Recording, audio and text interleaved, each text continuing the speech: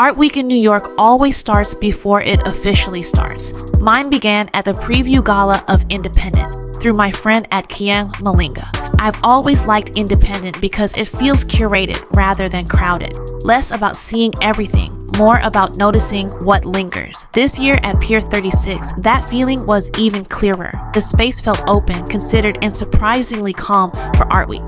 There was also a special Comme des Garçons exhibition, bringing fashion into the room almost like sculpture and storytelling. But the works that stayed with me most were by Ian Davis. Quiet, restrained, and strangely absorbing. That's what I appreciated about Independent this year. It did not ask you to see more. It asked you to look more carefully. From there, my art week moved into TEFAF. I try to go every year because TEFAF has a completely different rhythm. This year, one of my friends' galleries was exhibiting too, which made it feel even more personal.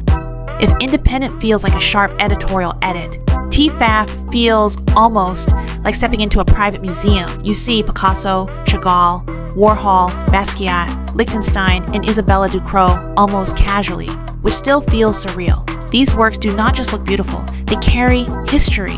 But what I loved this year was not only the big names. The Hauser and Wirth presentation was especially strong, and Anish Kapoor's Purple to Burgundy really lingered with me. It is a stainless steel work that almost pulls the room into itself. That is what I appreciate about TEFAF. It does not chase noise. It lets you feel the long arc of art history, from modern masters to contemporary works that change the space around them. And then came Frieze. Frieze is always where you feel the present tense of the art world. After TEFAF's sense of history and permanence, Frieze feels more immediate, more social, more kinetic, and closer to the conversations forming right now. What interested me this year was how many works felt cinematic and spatial, especially the large-scale multi-panel pieces.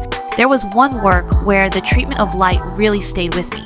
It had an almost Caravaggio-like intensity, not because it looked old, but because the light felt so controlled, like the image was quietly lit from within.